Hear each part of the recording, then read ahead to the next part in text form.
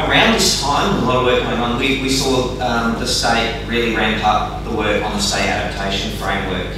And we also had a couple of regions in South Australia, 15 councils for the central local government region in particular, that were starting to think about, we've done the mutual liability scheme risk assessment, we have a good understanding of what our risk profile looks like, but some of this stuff doesn't really respect local government boundaries. So as a region, perhaps we ought to start a dialogue with all the other councils in our region and also some of the key stakeholders like the Natural Resource Management Boards, Regional Development Australia Boards, emergency services and the like, and start talking about, as a region, how do we prepare and become more resilient to the future impacts of climate change.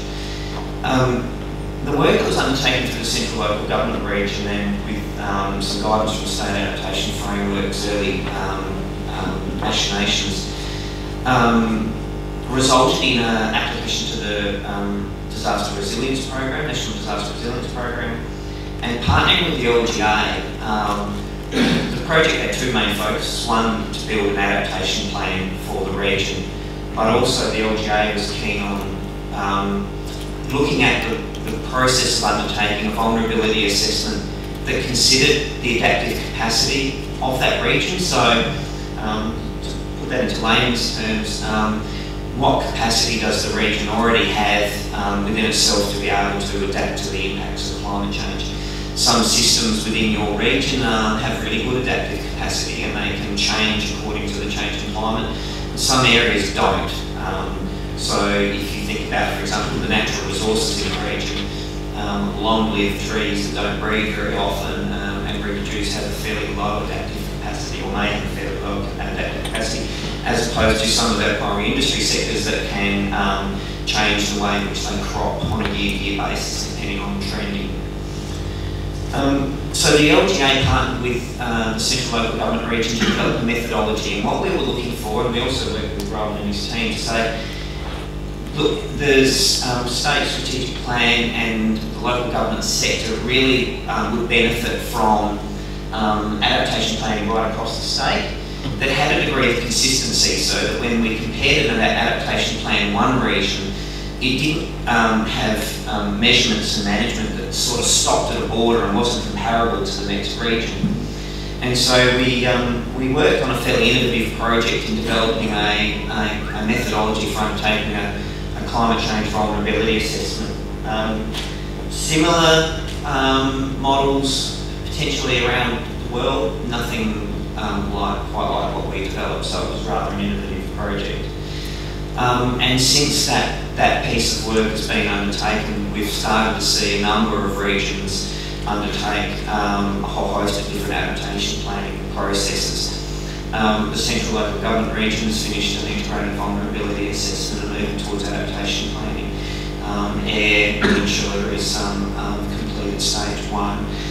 The Murray and Mallee region undertook a project called Strengthening Basin Communities, which, whilst it didn't have an integrated climate change vulnerability assessment process part to it, it certainly looked at the climate impacts on some of the key resources for the region. There's a whole host of other work going on, so this has really gathered a whole host of momentum. And one of the key interests of the Local Government Association and the sector is trying to maintain some relative consistency through that work, so that we could, at a state level, we can have a look at the sector and draw a picture of what our sector looks like and what the key challenges are and what are the key elements of adaptation planning. The role of the LGA also involves networking at events like this and lobbying and advocating for local government, and that includes peak body, which is the Australian Local Government Association, which represents our interests. More than that. Evidence-based. And I should have mentioned that Felicity Lewis, who was the Mayor of Marion and past President of the LGA, has recently been elected to the Australian Local Government Association's President. So South Australia has a strong voice at our peak body nationally and a strong voice in Canberra as well. So I should have welcomed Felicity. Where did she go?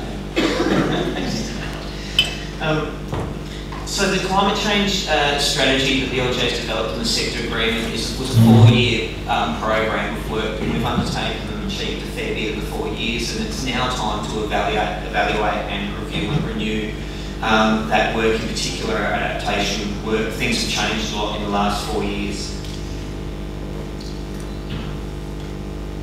And this is going to involve a full review of our strategy. We're going to be consulting with our members this year, and we'll be taking something to our 2013 AGM in October, and that will set the forward agenda for the next few years. One of the phrases that we like to use is weaving climate change into the fabric of local government, because what we're actually trying to do is to integrate the impacts of climate change into things that we already do. It's not about creating a whole new level of bureaucracy for a sector. It's about basically when we are looking at doing, engaging our communities, when we're looking at building assets, when we're looking at planning, that we do so with a climate lens. And one of the ways in which we hope to do this is through a project that started from a local government reform fund project, which started some years ago and was based around the financial sustainability of local government. Without going into too much detail, basically what I found was we had some practices that were unsustainable, and we went through a whole process of turning this sector around in South Australia. So what we introduced was long-term asset management planning and long-term financial management planning. But how do we incorporate climate change into this sort of work? How do we empower the decision makers that we have in our sector to incorporate climate change into the things that they do so that they are prepared in the future and build more resilient communities? And the Science to Solution project is going to be one way in which we evaluate what the barriers have been to the uptake of climate science in our sector.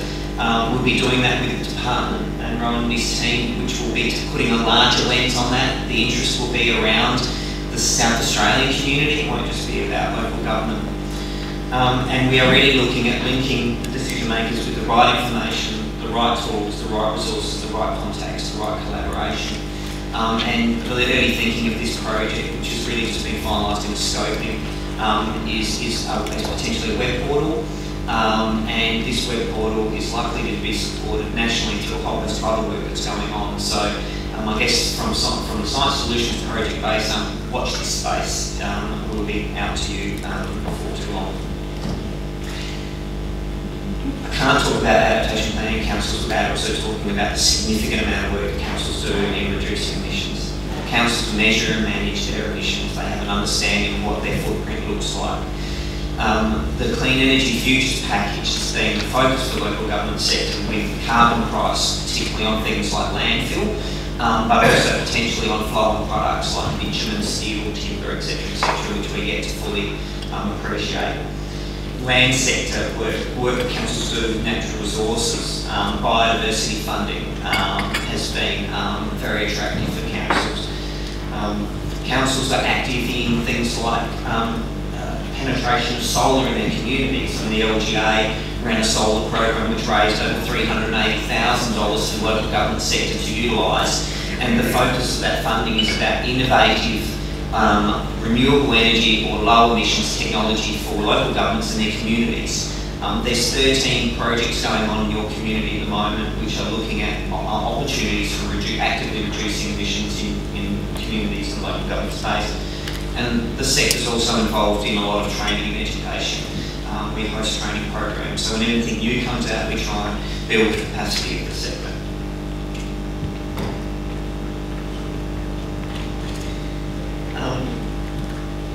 These slides basically represent some of the key challenges we'll be looking at going forward. Emergency management and extreme events is a really difficult space in which to plan for and predict.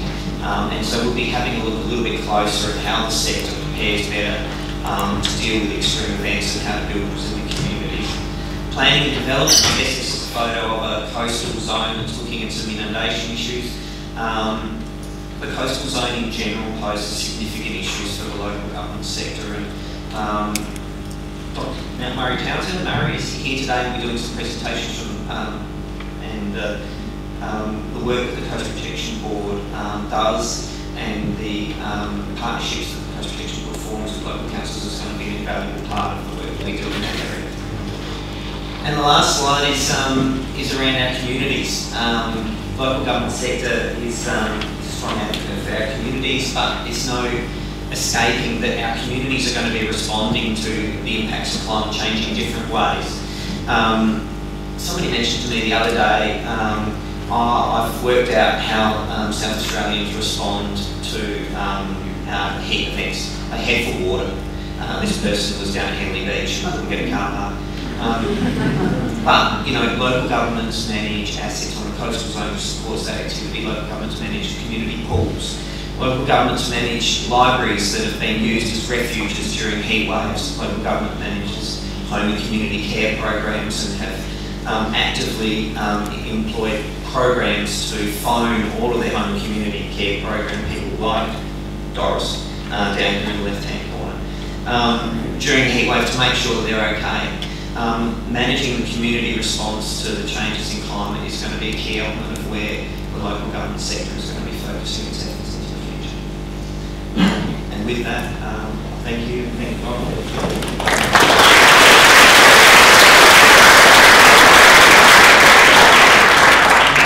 So I might actually take one question. No one's tweeted one yet. Is there a burning question I'd like to ask you? Before we have